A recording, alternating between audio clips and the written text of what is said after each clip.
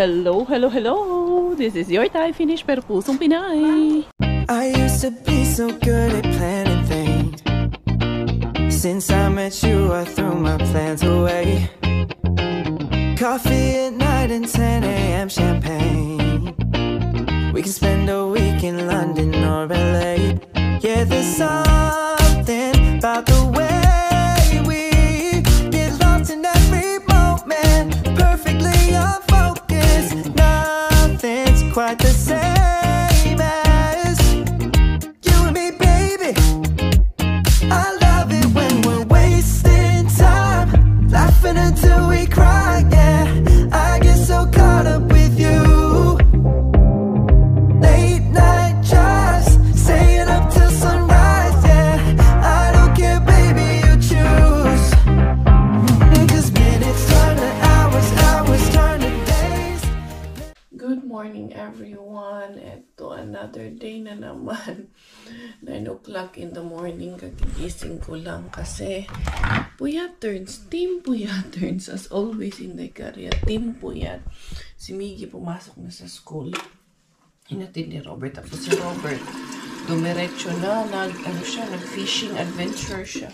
Isang araw niya pa yun sinasabi sa akin. Kaya ang ginawa niya kagabi, nagluto na siya ng pagkain namin dito ni Miggy. Para mamaya, naglaga na siya kagabi. Oh. Sabi niya, initin mo na lang. Naglaga ng baboy para may sabaw sa Inday Kaya. Sabi niya, para may pagkain ka na pagkagising mo. Napuyat na naman ako kay Bella. Pati yung si Robert, napuyat na. Pero ayun, bigyan ko rin siya ng time na mag-fishing siya doon. Tulog pa si Bella, kakain muna ako. Tapos nito, magpapapa ko ng gatas. Grabe, oh. Tawag nito, nasa stage pa talaga kami ng iyakan. Siyempre, days old pa lang si Baby Bella. Makakaginhawa rin naman to later on. Ganun talaga pag may sanggol tayo na bagong panganak. Nasa stage pa tayo na nag-a-adjust din kami pareho. Pero makakayanan din naman. Surviving, nothing to complain about it. Kahit napagod tayo, it's very fulfilling naman to become a mother. It's very fulfilling naman pag nakita mo na nakasmile na yung baby mo. Fulfilling na makita mo na healthy yung bata. So, yun lang. Kailangan lang at this point in time, at this stage, kailangan lang talaga magtiis. And I know all the mommies can relate with Inday Karya kung ano yung pinagdadaanan natin ngayon. Minsan nga, no? Like, for example, kagabi, sis, kumakain ako habang si Robert dito, nagbitbit ng anak niya kasi nag-iiyak-iyak ba? Minsan may kabag, minsan hindi man talaga maiwasan yung kabag talaga minsan. Kahit na nag-breastfeed ako, kahit na inaano mo, pinapatawag mo talaga siya, pinapaburp mo ng maayos. Minsan, nothing is just so perfect lang talaga. Nung nangyayari po talaga minsan ang mga bagay-bagay na hindi mo rin inaasahan. Yung sinasabi niyo na dapat pag naggagatas yung bata, hindi naka-flat. Alam po namin yun. Yung mga pictures na pinupost ko, wag po ninyo masyado agad husgahan dahil hindi niyo po alam kung anong nangyayari behind that. Malaki yung unan namin ang ginagamit ng bata. Alam namin yun na hindi dapat nakaano yung bata pag naglalatch ng dede. Kailangan hindi empty yung chupon or half empty yung chupon, not until siguro kung paubos na yung gatas para hindi rin makaano ng hangin or yung gatas dumiretso sa lungs ng bata at malunod yung bata. Alam namin yun. Alam namin ang ginagawa namin. Gising na si ganda-ganda. Hi! Inanuhan ko ng unan. Pinatungan ko ng unan sa may bandang paanan para mafihinga na may kayakap pa rin siya. Ganda-ganda. Oh. Hahanap na yan ng dede kasi last na dede niyan was 4 o'clock in the morning pa. Nakadede na si ganda-gandahan and it's time for me na mag-prepare dito sa CR ng para pang ligo ni ganda-gandahan. Dito ko lang siya nililigo for the meantime.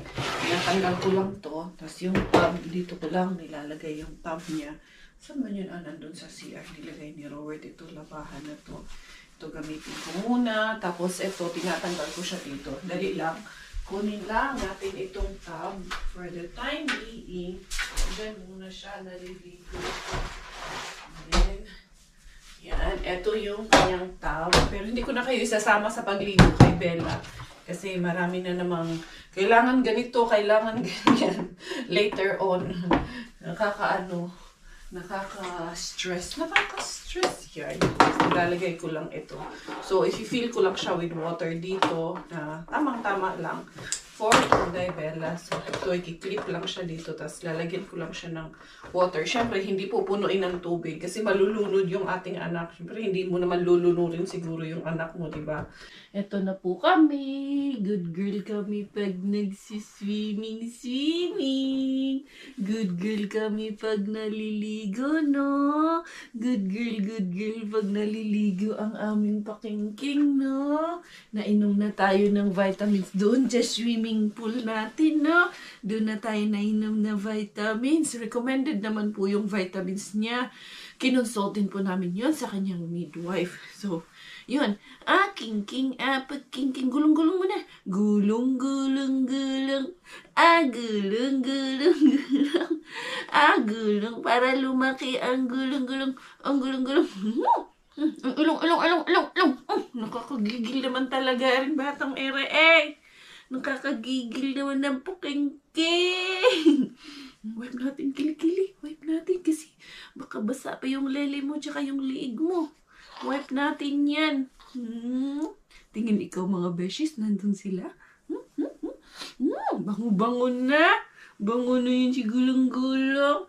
Ang sarap-sarap pag nasa tubig, no? Favorite mo dun sa water, no? Sarap-sarap na. Gustong-gusto mo doon, no?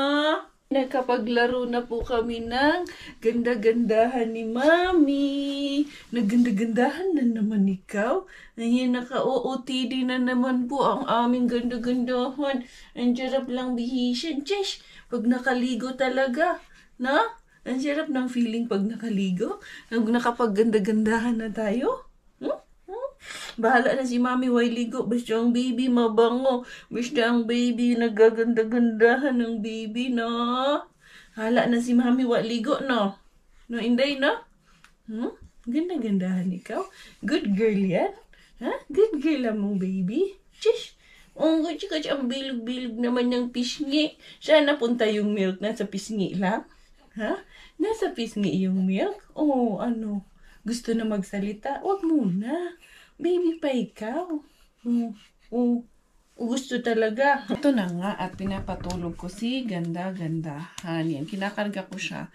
Hindi naman po sa sinasanay or hindi ako naniniwala na yung bata pag laging kinakarga ay nagiging spoiled. Dahil ako ay naniniwala na ang baby pag pinanganak mo, the first 3 months, nasa adjustment period pa po sila. Kasi imagine, sa loob ng sinapupunan natin, madilim, lumabas sila dito sa mundo natin, maliwanag na. Diba? Nasanay sila na madilim. Sa loob ng sinapupunan natin, nasanay sila na yung food intake nila is automatic. Diretso na sa puso nila. Nasanay sila na sa loob ng sinapupunan natin, kung naglalakad ka, nayuyugyug sila.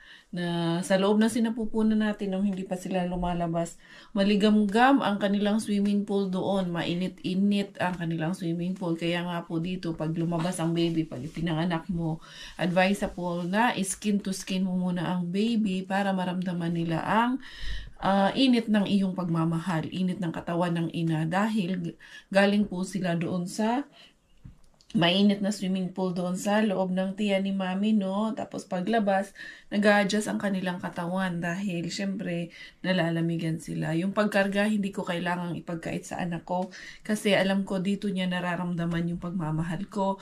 Yung init ng katawan ko na naramdaman niya nung nasa sinapupunan ko pa siya. Yung heartbeat ko na naririnig niya habang nasa loob ng tiyan ko. Ito yung mararamdaman at maririnig niya. Yung boses ko na naririnig niya nung nasa loob pa siya ng tiyan. Ngayon, naririnig niya rin ulit. Kaya ito, yung init ng katawan, ang hindi ko kailangan ipagkait yung pagmamahal kasi no matter how much you say, I love you baby, ganito ganyan, hindi niya pa kasi yan maiintindihan. But I think baby would feel it through your warmth, the warmth of love of a mother or yung kanyang tatay kasi or kanyang kuya kasi yun ang lagi niyang naririnig nung nasa loob pa siya ng sinapupunan. So I don't believe believe na pag kinakarga mo lagi ang baby, ay ini-spoil mo siya. At hindi ko kailangang ipagkait ang pagkarga sa kanya. Kasi nasa adjustment period pa po yung baby natin na yan, na hanggang sa masanay siya dito sa outside world natin, na ganito ang klima natin, na ganito ang temperature natin, na pag lumalabas tayo malamig. Ayan, no? Baby Bella, no? Kaya pag kita nyo, pag naliligo siya, sabi ko lagi sa inyo, gustong-gusto niya sa tubig. Kasi syempre maligamgam yung pinapaligo namin sa kanya. Feeling niya at home siya, nasa loob pa siguro siya ng sinapupunan ng pakiramdam niya. Dahil nga, mainit ang tubig, walang reklamo pag nandun siya sa water. No? Halos ata gusto mong bumabad sa tubig buong maghapon eh. Hanggat hindi mo siya tinatanggal, wala rin siyang reklamo. No, baby, no? Kaya yun po ang aming reason kung bakit yan pinapatulog namin, kinakarga namin, because this is her comfort. Miggy was taking care of Inday Bella because mommy was showering. I was taking shower. That's why Miggy was taking care of Bella. His sister Bella. And Miggy told me something. What is it? She said her first word, ka. Ka. What is Kaya. Kaya? So it was her first word is kuya, you mean? Tumakbo sa CR, sabi siya akin, Mommy, you know Bella said her first word already. It's kya. And she said kuya. Is kuya? Yeah. Ayaw talaga, gusto talaga because, and what did you tell Bella? Huh? You tell her that when you were in mommy's tummy? I bulat-lat too much. You bulat-lat too much? And you kick too much. Kick me. Kick you. Ayun na po, ang bait-bait niya po niyang aming bulat-lat. Say hi to the beshies. Say hi mga kabulat-lat natin dyan. This is your ganda-gandahan. You're the ganda-gandahan ni mommy. We will go outside. We will go outside with Kuya. Okay? We will walk outside kasi medyo mainit sa labas. Although, medyo din mahangin. Pero dito lang naman kami. Hindi naman kami lalayo masyado. Na magbo-blower lang si mami ng hair. Okay? And then we are going outside. Okay? Ha? Nakikinig naman talaga ako. Alam mo, nakakaintindi. Naintindihan mo si mama? Oh, shush. Good girl ikaw. Good girl ang aming baby girl. Ang aming ganda-gandahan. We will play ganda-gandahan outside. Ha? Nakikinig talaga eh. Nakikinig. Say hi to the beshies. Mga beshies, kinig po ako kay mami. Kasi good girl po ako. Good girl ikaw. Ha? Gusto mo rin maging vlogger? Gusto mo rin mag-dumpster? Ha? Say hindi po. Hindi po. Ayun na. Nahanginan din si Inday Karyang ngayon. Hindi kami tuloy ni Inday Bella kaya lumakas yung hangin na wala yung araw. Paris is from France, not Yusuf. Huh? Yusuf. What Yusuf? It's in Europe. Paris is in Europe. Yes, Paris is in France. And then ito, is Paris.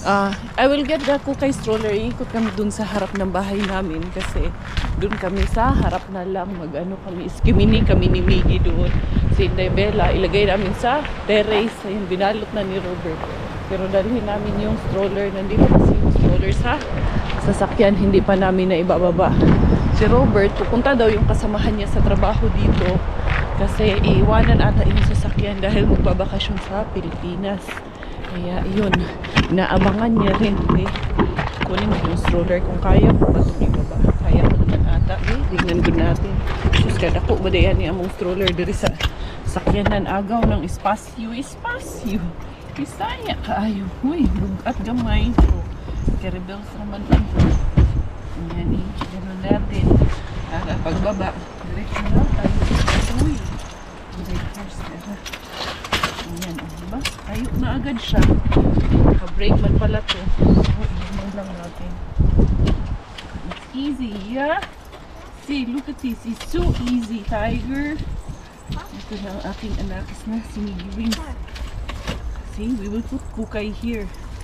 And terrace, tara. Ayan, punta kami sa terrace. Dito kami sa harap ng bahay dadaan. Where are you going? Be careful ha. Again, what did I tell you? So you don't, you don't fall down. Bike-bike yun siya dun. Kaya yun siya nasisimplang kasi Ang gulo ng manobela niya. Ginaganon-ganon, winiwiggle-wiggle niya kasi habang nag-aano siya, nagbabay. Kaya sumisemit lang. Yung pinagsabihan na namin siya ng daddy niya, ayan, bigla mang nawala yung haring araw natin. Wala, di talaga tayo magtiwala dito sa ano. Hindi tayo magtiwala dito sa haring araw dito.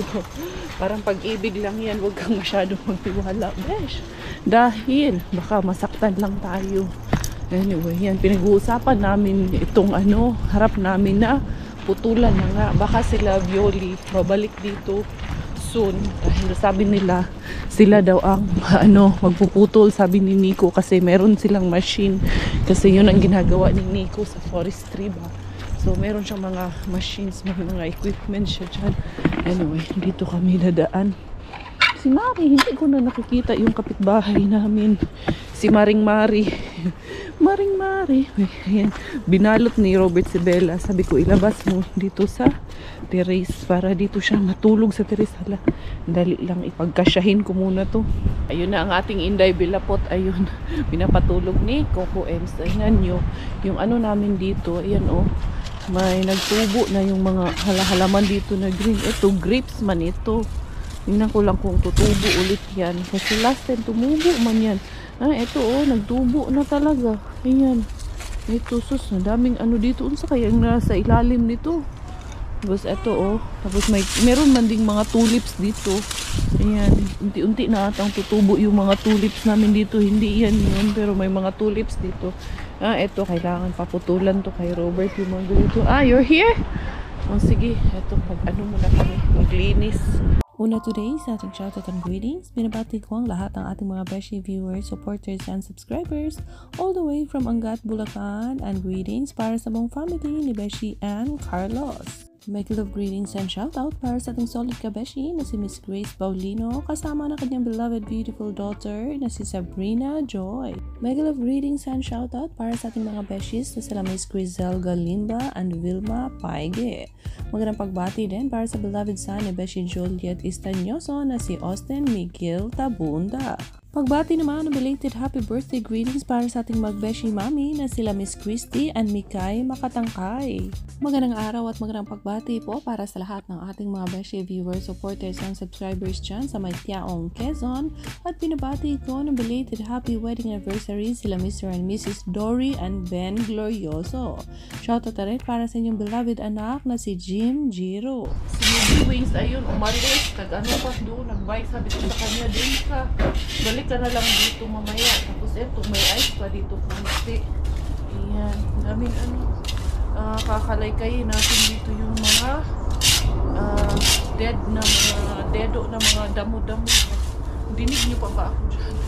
Baka hindi nyo na ako madinig dyan. Ayan, okay lang naman. May dahan-dahan lang din naman ako kalaykay dito. Hindi rin pwedeng magpakusog, hindi karya kay mabinat ka.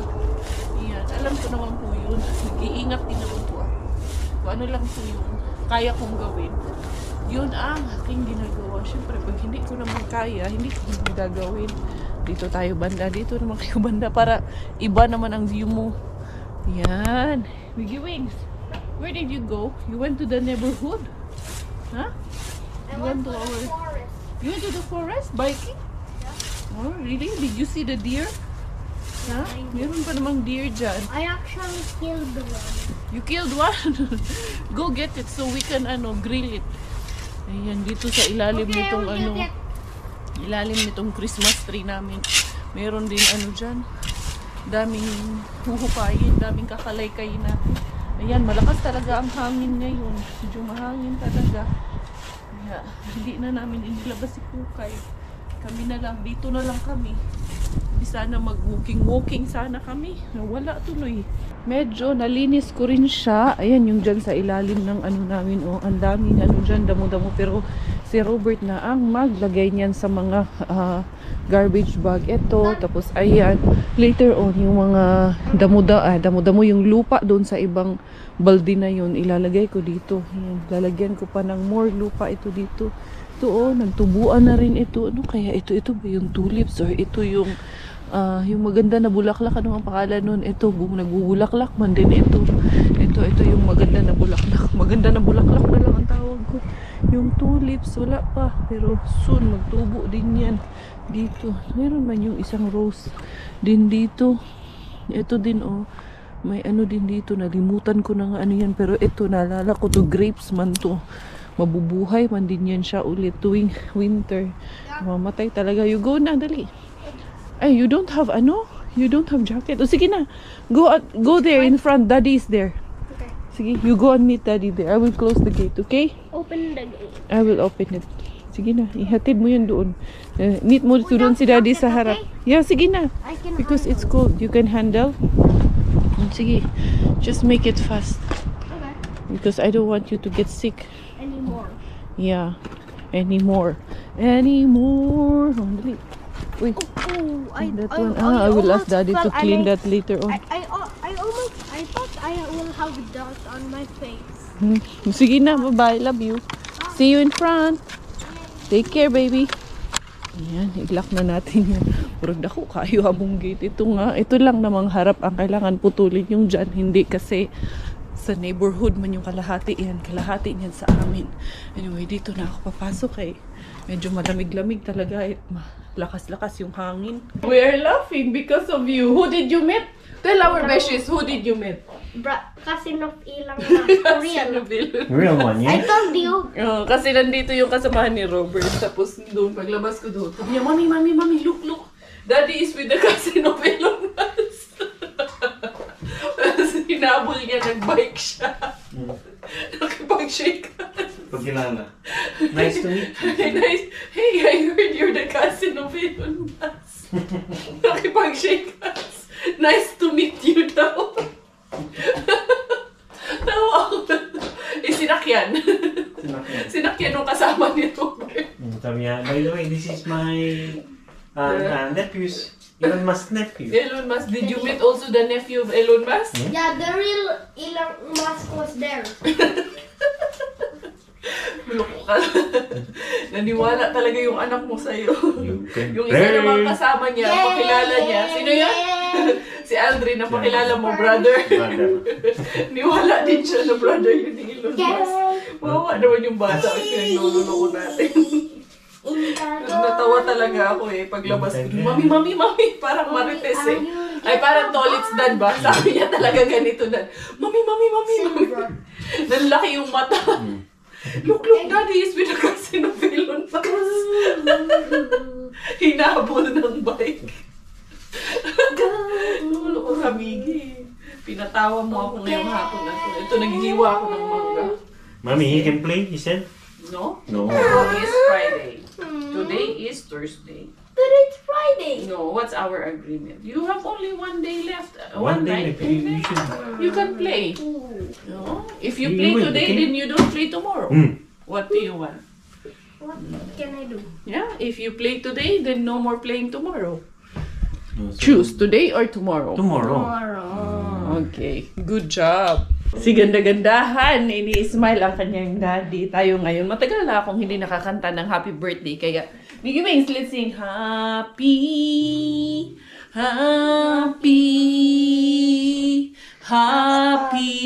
birthday, happy. Mag-skip ang mga nabwisit at yung mga nag-aabang ng birthday greetings, abang-abang lang. Happy birthday. Happy birthday, April 12, which is tomorrow, kay Alpha May Someone's Sambo. birthday is tomorrow. Yes, and then, sino pa ba ang may happy birthday din po? Para sa April, gusto ko maranasan ng makantahan ng signature birthday song.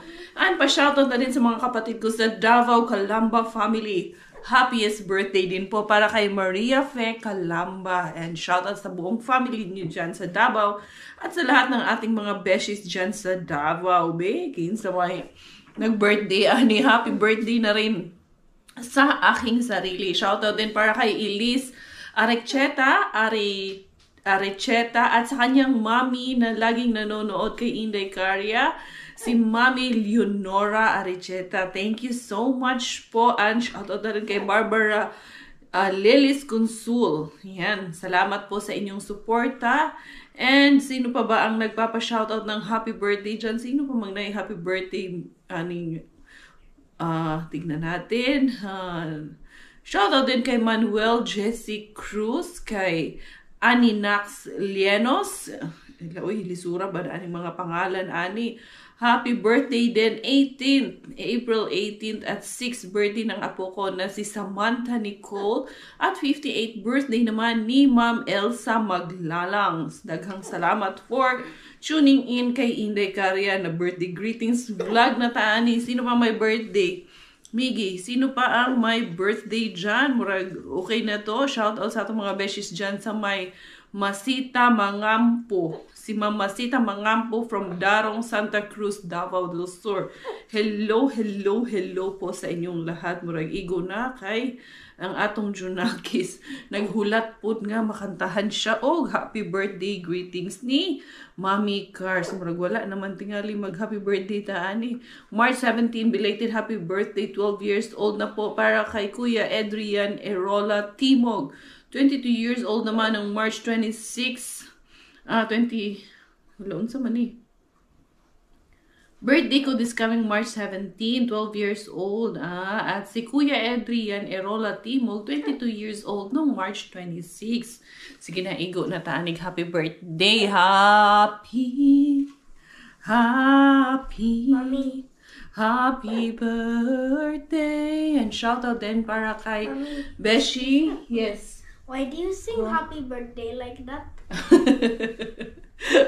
That's my signature happy birthday. Si Ma'am Hazela Robis. Shout out and thank you so much for always tuning in dito kay Inday Cars. Nag-dry na yung hands and feet ni Inday Bella. Ilalagay namin ni Miggy Wings dito. Yan. Thankful lang ako dito sa bata na to kay talagang hindi yan siya. Pagdating sa kapatid niya, hindi man yan siya nagsiselos. Why is her Very understanding man hands yan. and feet here? Why's her Because hands I printed it like that. And yes. And then the hands will be here. Does it look good? What are you doing? And then here, later on, yung picture, pipili ako ng picture ni Inday Bella. Baka yung picture niya, yung scan niya na picture, yung scan, o ultrasound picture niya ba?